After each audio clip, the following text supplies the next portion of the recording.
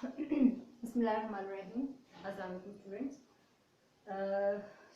Today we're going to start the numericals of basically the in between numericals जो आते हैं examples की form में आपके lectures के in between आते हैं तो उनको हम discuss करेंगे और ये बहुत अच्छी इसकी पोजीशन थी to give the numerical ताकि आपको जो पिछला lecture था उसकी न्यूमेरिकल इम्प्लीमेंट आप कर सको।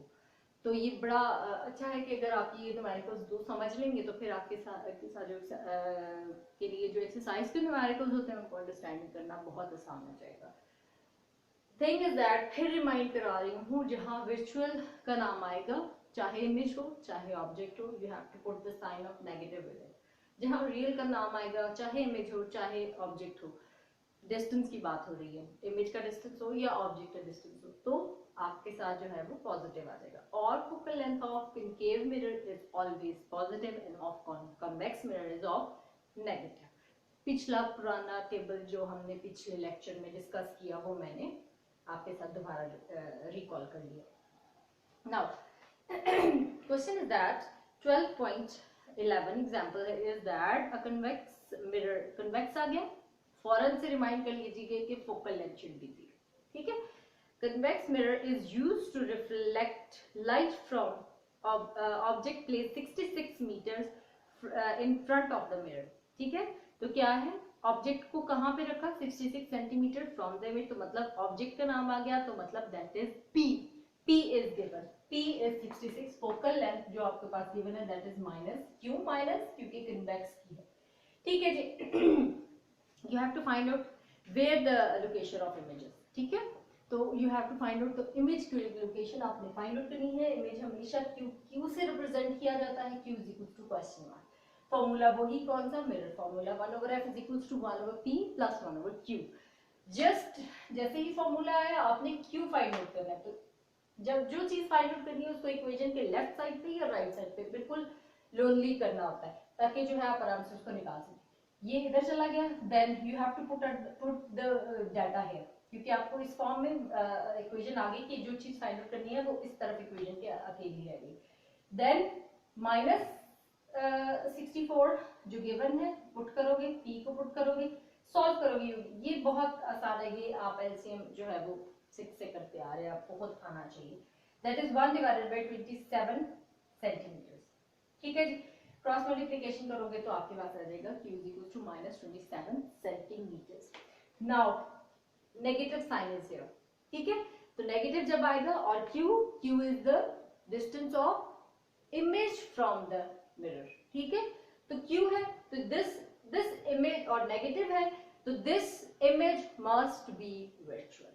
That's it.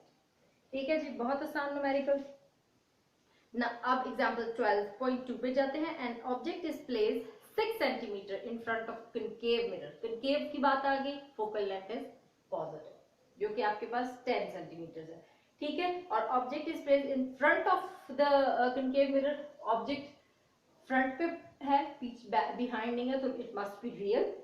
तो जो है 6 जो है वो आप पुट कर दोगे और विद पॉजिटिव साइन। और आपके साथ क्या है कि आपने फाइंड आउट करनी है where the object, again where the image is placed. Image की लेंथ फाइंड आउट करनी है from the distance, sorry find out करना है फ्रॉम द मिरर। तो Q is equal to question mark, 1/f is equals to 1/p plus 1/q। You have to put the values क्योंकि we have to find out the Q। तो Q को इस side पे lonely छोड़ना है, बाकी सारी जो वैल्यूज हैं वो उधर चली जाएंगी। क्रॉस मल्टीप्लिकेशन, एलसीएम लेने के बाद क्रॉस मल्टीप्लिकेशन करोगे, again you get the negative sign with the Q negative sign, again you will going to say the image is now virtual, image is virtual because negative sign आ गया हमारे पास Q के साथ, और Q क्या है, distance of image from the object। ठीक है जी। now the next our topic is the refraction। पहले हम पढ़ चुके चैप्टर नंबर 11 जो 10 जो था उसमें रिपल टाइप में रिफ्लेक्शन, रिफ्रैक्शन, डायफ्रैक्शन सब हम पढ़ चुके। तो इसमें अब जो है आपको ज्यादा प्रॉब्लम नहीं होनी चाहिए। रिफ्रैक्शन ऑफ लाइट, वो हमने पढ़ा था वाटर, लेकिन वाटर भी वेव्स की फॉर्म में ट्रेवल करता है, तो लाइट भी वेव्स की ही फॉर्म में ट्रेवल करती है। Refraction, refraction of light. Refraction का क्या मतलब? रिफ्रैक्शन का मतलब ये है कि जब लाइट एक मीडियम से ट्रैवल करती है और दूसरे मीडियम में एंटर होती है, तो वो अपनी डायरेक्शन से कुछ बेंडिंग उसकी हो जाती है, अपनी डायरेक्शन को चेंज कर देती है। ठीक है, अपनी डायरेक्शन को चेंज करने का क्या मतलब कि लाइट अगर यहां से आ रही है और आगे कोई ग्लास पड़ा हुआ है, तो लाइट थोड़ी सी अपनी डायरेक्शन को चेंज करेगी। ठीक है, अच्छा, this was the definition of reflection. कि क्या है reflection? The bending of whenever the rays travel in one medium enters into the other medium. First of all you have to give the definition. ठीक हो गया?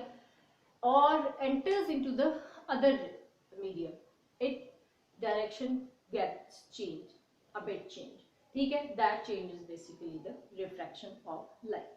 ठीक है, now comes example ले लेते हैं, उसके बाद आ जाइए example पे, फिर हम करेंगे एक्सप्लेनेशन। एग्जाम्पल क्या है? एग्जाम्पल हम कंसिडर करते हैं कि हमारे पास एक ग्लास है फिल्ड विद वाटर। ठीक है, ग्लास है फिल्ड विद वाटर और इतना वाटर कंप्लीटली नहीं, पार्शियली फिल्ड विद वाटर। और अब क्या है, इधर से आपने ये पेंसिल इसके अंदर डाली, फॉर एग्जाम्पल पेंसिल डाली और ये देखिए ये बहुत ज्यादा नहीं, थोड़ा ये। ठीक है, पेंसिल जब आपने इसके अंदर डाली तो आपको पता चला कि ये आई पेंसिल, और जब आप साइड से देखते हो, बिल्कुल साइड से, यहां से अगर आप व्यू करते हो तो आप देखते हो कि ये जो आपकी पेंसिल है ये थोड़ी सी ऐसा लग रहा है कि टेढ़ी हो गई। जब पेंसिल आप निकालोगे तो वो बिल्कुल ऐसी की वैसी स्ट्रेट। वजह क्या है? वजह ये है कि जो लाइट रेज इसके साथ एंटर हो रही है, जो जहां से आपको दिख रही हैं, वो लाइट रेज जो है वो बेंड हो रही है, यहां से वो है डिफ्लेक्ट हो रही है। ठीक है, तो जो है अपनी डायरेक्शन को थोड़ा सा चेंज कर रही है। क्यों चेंज कर रही है? क्योंकि यहाँ एयर मीडियम था, यहाँ वाटर मीडियम है, तो जब एक मीडियम से दूसरे मीडियम में ट्रेवल करती है लाइट तो वो बेंड करती है। ये हो गई हमारी understanding with example. Now explanation.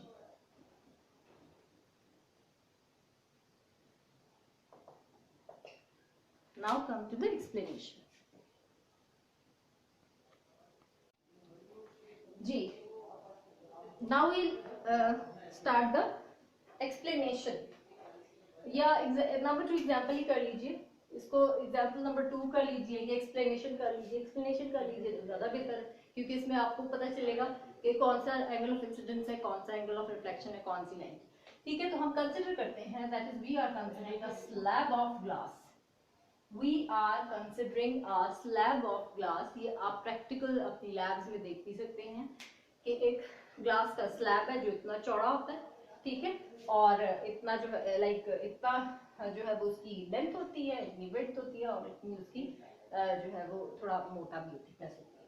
ठीक है, अब क्या है कि ये आपने ग्लास का स्लैब ले लिया।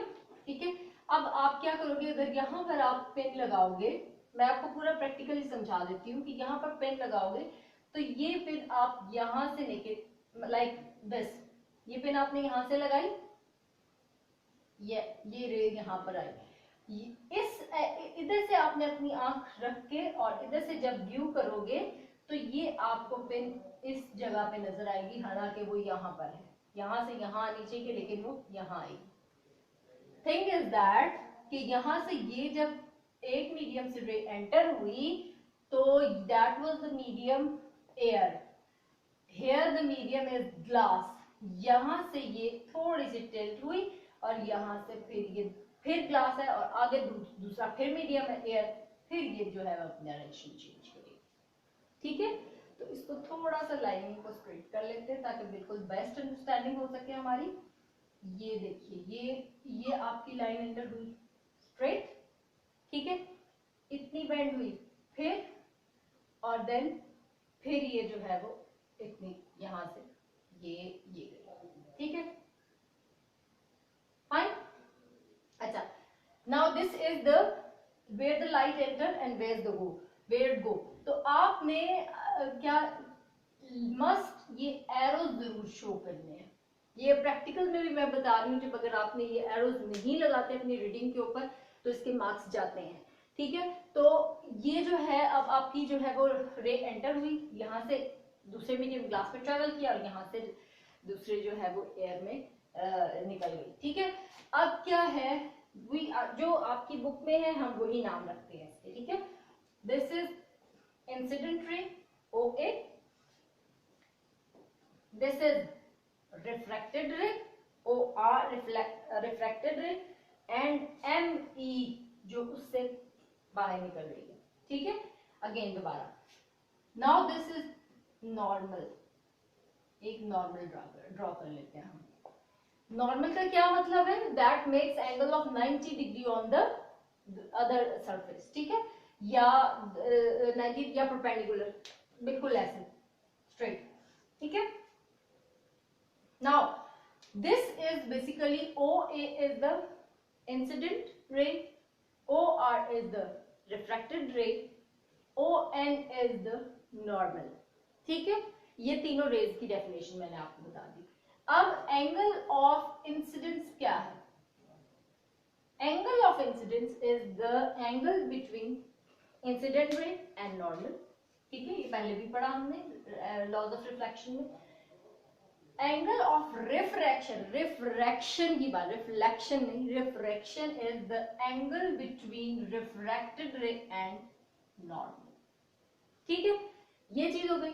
अब हम देखते हैं कि ये बात भी आपने इसमें याद रखनी है कि whenever the light enters from air into the glass, this ray bend towards the normal, towards the normal. देखिए ये एंटर हुई और ये आपका नॉर्मल था, ये देखिए ये नॉर्मल है, दिस इज योर ग्लास, ये एंटर हुई, थोड़ी सी बेंड करेगी लेकिन उसकी तरफ, नॉर्मल की तरफ, ठीक है। अब whenever the ray enters from glass to air, तो अब जो है ray bends away from the normal, इसमें यहां पर ड्रॉ कर लेते हैं नॉर्मल। ये देखिए दिस इज योर ग्लास, ये ग्लास है, यहां से एयर में एंटर होगी दोबारा। अब ये थोड़ी सी ये नॉर्मल है, ये उस तरफ को मूव करेगी, ये देख लीजिए ये एंगल छोटा है, ये एंगल बड़ा है, क्योंकि रे जो है यहां से जब निकल रही है तो थोड़ा उस तरफ को मूव करेगी, ठीक है। ये सारी हमारी अंडरस्टैंडिंग हो गई कि कैसे ray incident angle, incident ray कौन सी है, नॉर्मल कौन सी है, रिफ्रैक्टेड कौन सी है, एंगल ऑफ इंसिडेंस कौन सा है, एंगल ऑफ रिफ्रैक्शन कौन सा है, ये सारा हमने अंडरस्टैंडिंग कर ली। कब जो है वो रे आपकी टुवर्ड्स नॉर्मल मूव करेगी, कब अवे करेगी, ठीक है। अब आ जाते हैं लॉज पे, laws of refraction. Number one वही वाला लॉ है जो कि हमने लॉज ऑफ रिफ्लेक्शन में पढ़ा था, रिफ्लेक्शन में। Incident ray refracted now, not reflected, refracted ray and normal ray, they must lie in the same plane, ठीक है। Number two, the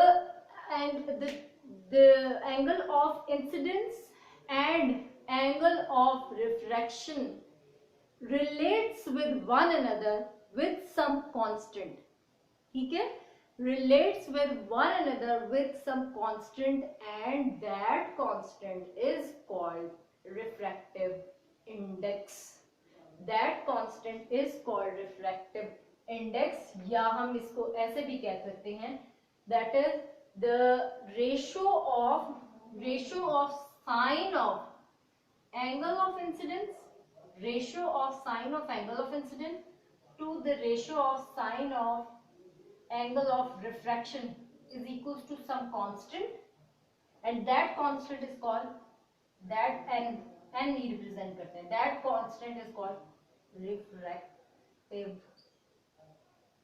index. ठीक है जी, दोबारा से बता रही हूँ, sine of incidence over sine of refraction, angle of incidence, ठीक है, और एंगल ऑफ रिफ्रैक्शन, इन दोनों की आपस में जो रेशो है, रेशो मतलब इनको जब डिवाइड करेंगे तो किसी कांस्टेंट के इक्वल आएगा, वो कांस्टेंट क्या है, that is called angle of refraction.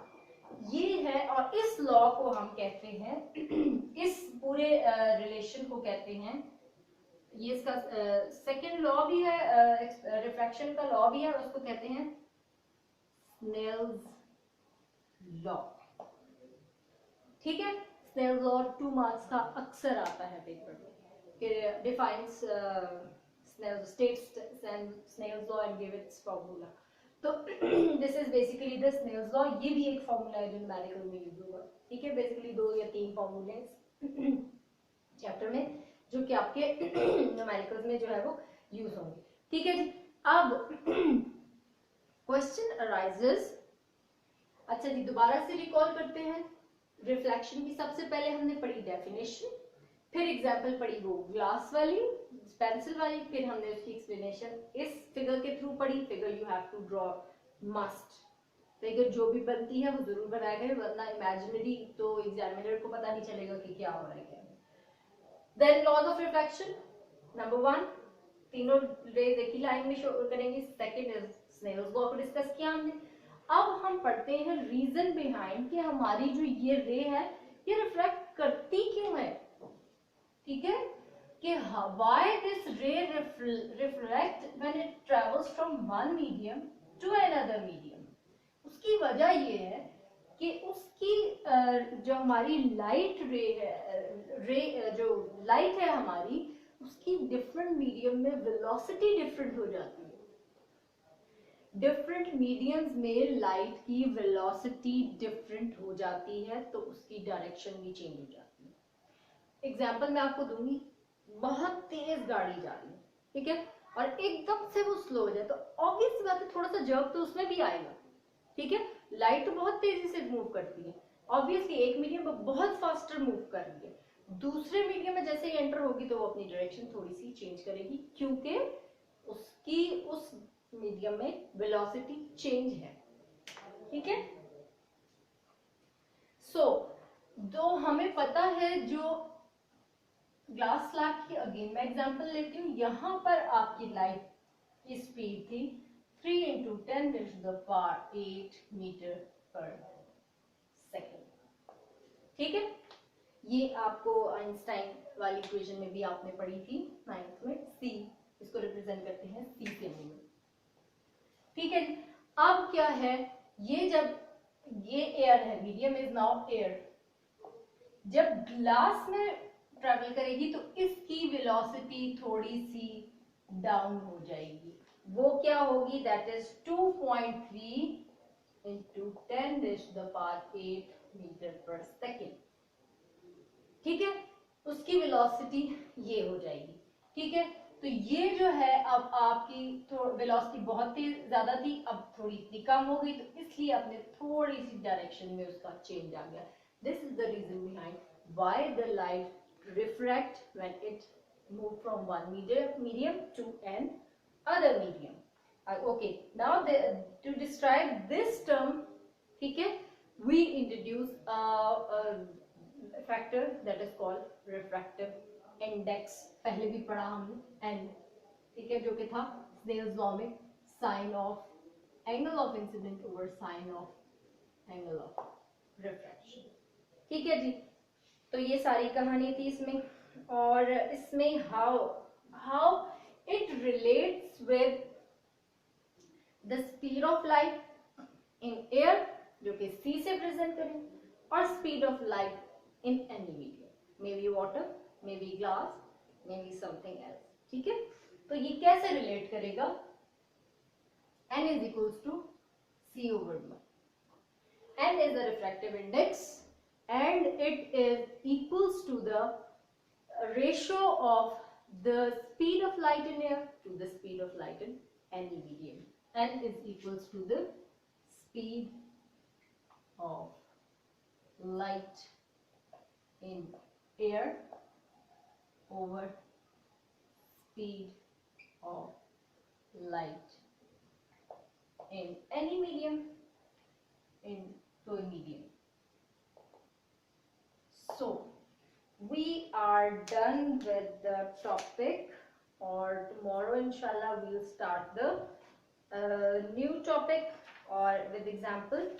तो उसको करेंगे, और ये चैप्टर है थोड़ा सा लंबा और है भी थोड़ा conceptual as compared to the previous one.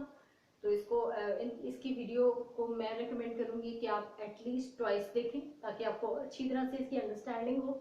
और वैसे भी लाइट के चैप्टर से बच्चे ज़रा घबराते बहुत हैं, तो इसको जब आप 2 दफ़ा देखेंगे तो आपको बहुत अच्छी सी अंडरस्टैंडिंग हो जाएगी. और again you have to subscribe my channel, share the video and press the bell icon. Thank you very much.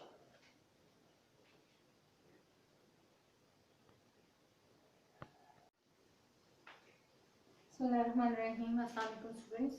Today we're going to start we're going to do 2 examples which are similar to each other. तो इसीलिए मैंने इनको बिल्कुल एक दफ़ा जो है board पे लिख दिया है ताकि आप में को इनमें डिफरेंस जो है ना वो पता चल जाए और फिर आप ये समझ सको कि स्नेल्स लॉ कहाँ वेरी कर रहा है और किधर उसकी कौन सी वैल्यू लगनी है. ठीक है. बिफोर डूइंग दिस मैं आपको स्नेल्स लॉ के 2 फॉर्मूले बताऊंगी. एक तो हमने पढ़ा था ये वाला formula, sine of angle of incident over sine of angle of refraction is equals to refractive index. ये फॉर्मूला होगा whenever the light enters from rare to denser medium. मतलब हवा से जब ग्लास के अंदर आपकी लाइट ट्रेवल कर रही है. ठीक है. हवा बिकॉज हम डिस्कस कर चुके हैं रेयर मीडियम है, their molecules are far away, rare, that is called rare medium. और ग्लास को denser as compare to air, glass is denser medium क्योंकि molecules are closer to one another, density high है as compare to air, so it is called the denser medium.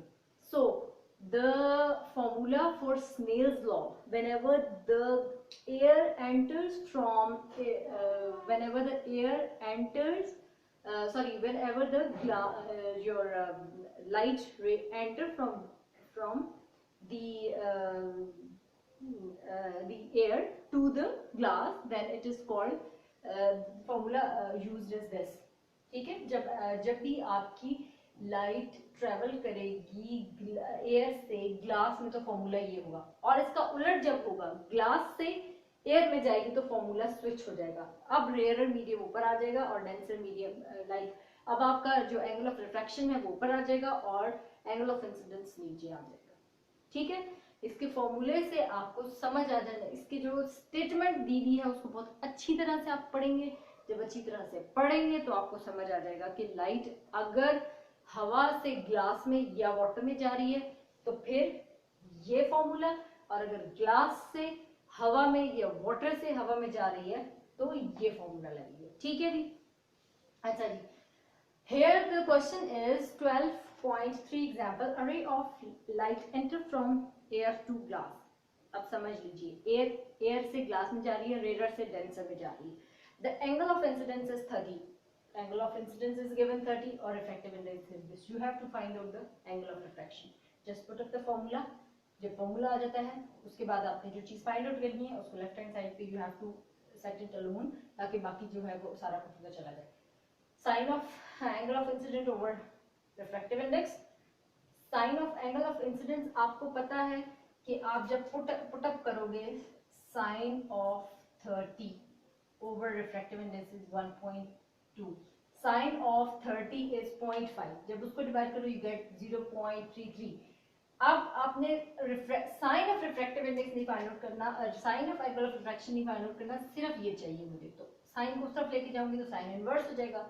ये अब आपका सारा calculator से होगा. शिफ्ट दबा के साइन प्रेस कीजिए, उसके बाद ये चीज डालिए. कभी किसी कैलकुलेटर में पहले हम वैल्यूज डालते हैं फिर शिफ्ट दबा के साइन डालते हैं तो आप मान जाते हैं. But this is according to your calculator, आपके पास ये वैल्यू आ जाएगी.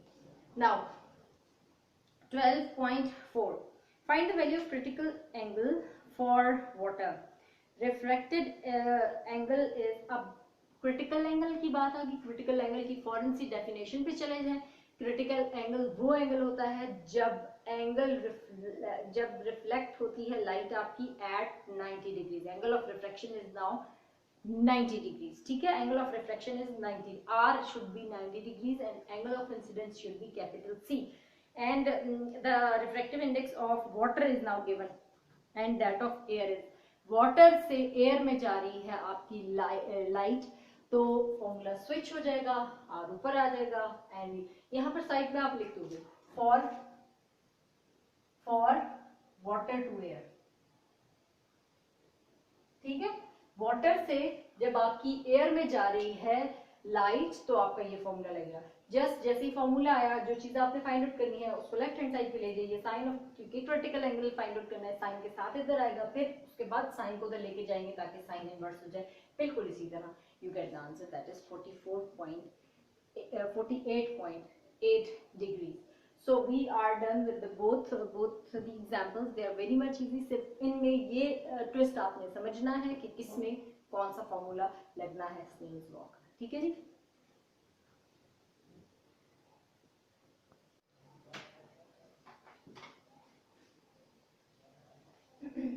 Bismillahirrahmanirrahim.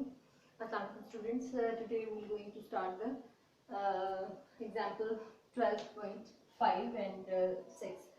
This is basically the application of lens formula या lens equation. जैसे हमने मिरर फॉर्मूला पढ़ा था तो फिर उसकी एप्लीकेशन कहाँ की थी, न्यूमेरिकल्स पे. तो अब हमने लेंस इक्वेशन पढ़ी है तो उसकी application we have to do it on the numericals. तो फिर हमें उसकी बेस्ट अंडरस्टैंडिंग हो जाएगी कहाँ पी पॉजिटिव है, कहाँ क्यू नेगेटिव है.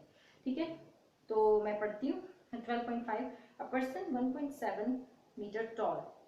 ठीक है, पर्सन है, उसकी हाइट दी हुई है आपको. So tall is standing 2.5 metre in front of the camera. अब आपको घबराना नहीं है, आपको लेंथ दी हुई है पर्सन की, तो वो अभी तक हमने ऐसा कोई फॉर्मूला नहीं पढ़ा जिसमें ऑब्जेक्ट की लेंथ इन्वॉल्व. हमने सिर्फ ऐसा फॉर्मूला पढ़ा है 1/f = 1/p + 1/q. इसमें क्या है, फोकल लेंथ इन्वॉल्व है, distance of image and object from the lens involve है. तो घबराने की जरूरत नहीं है. अभी तक ये जो है, अगर ये टॉल है तो हम let it be as it is, इसको छोड़िए और सिर्फ हमारा जो चीजें रिक्वायरमेंट है हम उसको देखते हैं कि standing 2.5 in front of the camera. In front of the camera मतलब नाउ द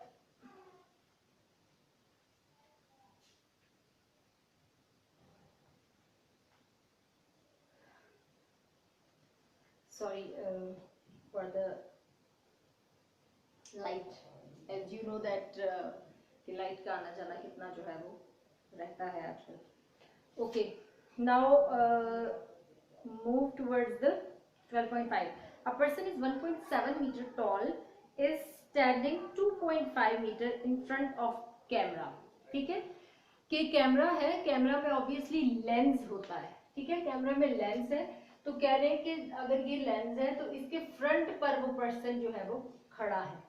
ठीक है, in the front of the camera मतलब the person is on the right side of the is on the left side of the camera. ठीक है, तो फिर क्या है, is on the left side of the, this is now left side of the lens. Person left side पे है तो simply हमें फौरन से याद होना चाहिए फ्रंट ऑफ की बात जब आएगी तो मतलब it is on the left side. Front की बात जब आएगी it is on the left side. तो p डिस्टेंस अब लेते हैं ना, distance of object from the lens. तो p एकदम से आपको पता चल जाएगा नाउ p इज पॉजिटिव. ठीक है, क्योंकि हमें याद है कि अगर लेफ्ट साइड पे पर्सन इमेज खड़ा हो, ऑब्जेक्ट खड़ा हो, तो हम कहते हैं कि उसका distance from lens is positive. ठीक है, p तो पॉजिटिव हो गया. नाउ आगे मूव करते हैं. You have to find out the focal length of the convex lens. Now the lens is convex, so focal length आपकी must be positive. P भी आपका पॉजिटिव हो गया, फोकल लेंथ भी पॉजिटिव होगी. ठीक है जी. Now you have to find out the image distance. You have to find out the image distance. तो ये भी देखना है कि जो आपका इमेज बना है वो रियल है या virtual है, मतलब उसके साथ क्या साइन आ रहा है. Simple as that. You are provided with the distance of the object from the lens, or object is in front of the lens. ठीक है, object is in front of the lens मतलब कि object is on the left side of the lens. तो वो P तुम्हारा positive हो गया। फिर उसके बाद फोकल लेंथ है कन्वेक्स लेंस की है, तो फोकल लेंथ भी positive. Q you have to find out, formula ये है आपके सामने। अब क्या करेंगे, जब फॉर्मूला आ जाएगा तो हमने वो चीज उसकी एडजस्टमेंट करनी है जो चीज हमने निकालनी है। We have to find out Q को लेफ्ट साइड पे ले आए, बाकी सारी चीजों को उधर, ताकि हम आराम से डीलिंग कर सके। ये जब इधर आएगा तो it comes with the negative sign, F जब उधर जाएगा तो goes with the positive sign, negative sign, ठीक है। अब मुझे क्योंकि जो चीज फाइंड आउट करनी है वो उसके साथ मुझे नेगेटिव नहीं चाहिए होता है, ठीक है। तो मैं इस पूरी इक्वेशन को नेगेटिव से मल्टीप्लाई कर दूंगी, ये दिस नाउ बिकम पॉजिटिव, ठीक है, और ये नेगेटिव हो जाएगी और ये पॉजिटिव हो जाएगी। तो क्योंकि पॉजिटिव पहले लिखा जाए तो इक्वेशन अच्छी लगती है लिखने में, तो ये F के साथ क्योंकि पॉजिटिव आ गया ये इधर आ जाएगा और ये इस P के साथ नेगेटिव आ जाएगा, तो इक्वेशन ये फॉर्म बन जाएगी, ठीक है। क्या किया मैंने, सिंपली इस इक्वेशन को -1 के साथ मल्टीप्लाई करवा दिया, ठीक है। अच्छा, अब नाउ ये फॉर्मेट बन गया, मुझे Q चाहिए। अब सिंपली जो है वो डाटा की चीजें इसमें डालनी है। F की जगह 0.05, P की जगह 2.5, और इसको जब आप सॉल्व करोगे, छोटे बच्चों की चीज है करने वाली, 6-7 में आप कर चुके हैं, इसको सॉल्व करेंगे तो आपके पास ये आएगा पर मीटर, क्योंकि ये मीटर ऊपर जाएगा तो पर हो जाएगा। नाउ आपने Q फाइंड आउट करना है, तो इसको टोटल इक्वेशन का इनवर्स ले लोगे, लाइक इसको अगर क्रॉस मल्टीप्लिकेशन करनी है वो कर लीजिए, वरना इनवर्स ले लीजिए, मतलब इसको 1 से डिवाइड कीजिएगा तो यू गेट द 0.05। नाउ अब देखिए, अब ध्यान कीजिए कि कहां पर पॉजिटिव है कहां पर नेगेटिव है। इन फ्रंट होगा तो इसका मतलब है कि द ऑब्जेक्ट और इमेज जो भी है, फ्रंट की बात की तो they both are at left side, और लेफ्ट साइड के लिए हमें पता है कौन सी चीज पॉजिटिव है कौन सी चीज नेगेटिव है। पॉजिटिव लेफ्ट अगर आ जाता है तो पॉजिटिव क्या होता है, P, Q is negative. Now concave lens has focal length, सबसे पहले देख लीजिए कनकेव लेंस, कनकेव के लिए फोकल लेंथ इज नेगेटिव, ठीक है। आगे चलते हैं, at what distance should the object from the lens be placed, मतलब कि आपने object distance from lens find out करना है, मतलब ये कि you have to find out P, ठीक है। P आपको फाइंड आउट करना है। उससे आगे चलते हैं, so at what distance the object from the lens be placed so that it forms image at 10 centimeters from the lens, 10 centimeter from the lens। अब आपने जो है वो from the lens आ गया, तो you have to put that Q is now negative, ठीक है। Q is now negative क्योंकि जो है वो आपने इमेज जो है from the lens कर रहे हैं, तो image like it is at the front of the image formed is at the front of the lens. तो जब इमेज आपका जो इमेज फॉर्म होता है इस पे आपकी जो है जो द थिंग इज दैट, नहीं सॉरी, इसमें जो है आपका इमेज, आपने दोबारा से इसको पढ़ते हैं। A concave lens has focal length 15 centimetre, ठीक है। कनकेव लेंस की है आपकी 15 centimetre, as it is concave आपके पास नेगेटिव साइन आ गया। फिर आपने फॉर्म करना है कि आपके जो है distance from the concave lens is now then you have to find at what distance आपने Q P फाइंड आउट करना है, और Q is now negative क्योंकि from the lens जो है in front of lens आपका इमेज बन रहा है। in front of lens जब इमेज बनता है तो Q जो है वो नेगेटिव होता है, ठीक है। जब आपका इन फ्रंट ऑफ इमेज बनता है ना, Q इज नेगेटिव। अगर आपका पीछे को इमेज बनेगा तो Q पॉजिटिव होगा, ठीक है।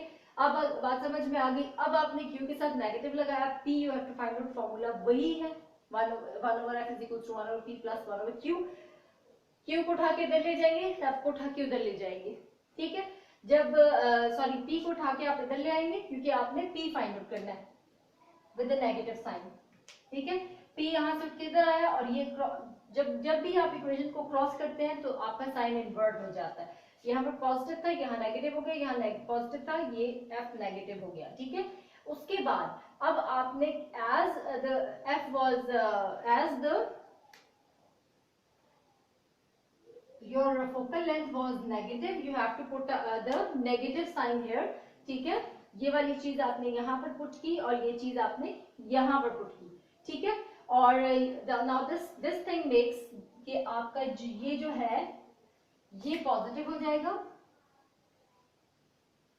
This is now 15 centimetres.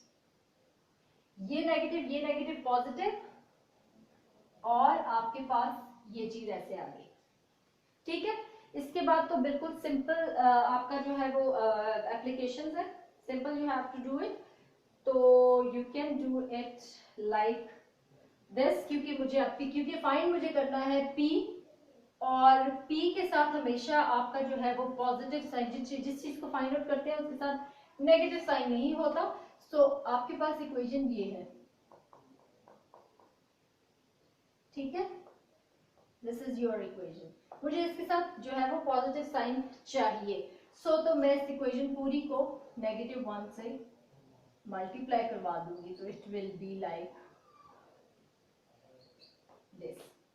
ठीक है, अब आपने करनी है सारी की सारी क्रॉस मल्टीप्लिकेशन, तो इसको आप 15 सेंटीमीटर हो जाएगा। ठीक है, और इट विल बी लाइक आप अपने ओन पेस को कीजिए, और इट विल बी 1 दिस। ठीक है, और यू गेट क्रॉस मल्टीप्लिकेशन करने के बाद आपके पास now the image is real, the object form is at the left from the image form is at the left from the concave lens. So this is basically the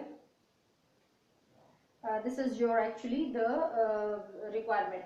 अच्छा, इसने एक और चीज भी पूछी हुई है, you have to find out the magnification, और मैग्निफिकेशन का अभी तक आपने कुछ पढ़ा नहीं पढ़ा अभी तक, लेकिन हमें फॉर्मूला पता है मैग्निफिकेशन का। You have to find out magnification as well. We are very much familiar with the formula. आगे जाके हम पढ़ेंगे, लेकिन अभी मैं आपको ऐसी बता देती हूँ, distance of the object over distance of the image. This is magnification power. या height के बारे में कभी हमने कुछ नहीं पढ़ा, height of the image over height of the object, या ये होता है, क्योंकि हमने height से तो कोई रिलेशन हमारा इसमें है ही नहीं, तो हमने सिर्फ और सिर्फ जो है वो इसके साथ करना है, इमेज के साथ, डिस्टेंसेस के साथ करना है। ठीक है, तो it will be like 10 centimetres over 30 centimetre. ठीक है, तो ये मैग्निफिकेशन इज 1/3। ठीक है, क्योंकि और इस मैग्निफिकेशन इज यूनिटलेस क्वांटिटी, क्योंकि ये भी डिस्टेंस है, ये भी डिस्टेंस है, यूनिट कैंसिल हो जाएगा, 1/3 की मैग्निफिकेशन हो जाएगा। ठीक है, थोड़ा सा ये जो ट्रिकी है numerical, you have to do it at least twice. तो आप इसके साथ जो है वो डिस्कस जो है वो आप इसको 2-3 दफा कीजिए, ताकि बहुत अच्छी तरह से आपकी अंडरस्टैंडिंग हो जाए। हम भी अक्सर जो है वो करते हैं, लेकिन मैथ्स तो जिस हद तक की जाए वो है उसके लिए कम है, क्योंकि आपको परफेक्ट अगर मैथ्स में या न्यूमेरिकल्स में चाहिए होना है, तो you need practice and practice. तो दैट वाज आवर न्यूमेरिकल, तो होप यू अंडरस्टैंड इट। थोड़ा सा हम एक बच्चे ने कमेंट किया था कि पीछे जो हमने न्यूमेरिकल्स किए हैं 11 चैप्टर के, उसमें 11.7 का आंसर जो है वो ठीक नहीं आ रहा, तो आई एम सॉरी कि उसका आंसर जो है वो 11.6 का, it is a human error, कोई भी कर सकता है। तो वो जो है वो जो पिछला वाला न्यूमेरिकल तो 11.6, उसका आंसर जो है गलती से लिख दिया गया था, otherwise the numerical was okay. तो आप उसमें आंसर देख लीजिए, answer was you had to find out the distance, और उसका आंसर था 2618। ठीक है, और उसमें भी आप थोड़ा सा ध्यान कीजिए कि जो टाइम था, टाइम गिवन वाज 3.42। इसको मैंने डिवाइड करवाया था 2 से, तो इसको जब डिवाइड करवाया तो आपके पास 1.71, मैंने 1 नहीं लिखा था, मगर 1 आप डालेंगे अपने न्यूमेरिकल में तो एग्जैक्ट यही वाला आंसर आ जाएगा। So again sorry for the misconvenience. तो जो है ये चीज आप इसको ठीक कर लीजिएगा। Hope you like the video, subscribe my channel and share the video. Thank you very much.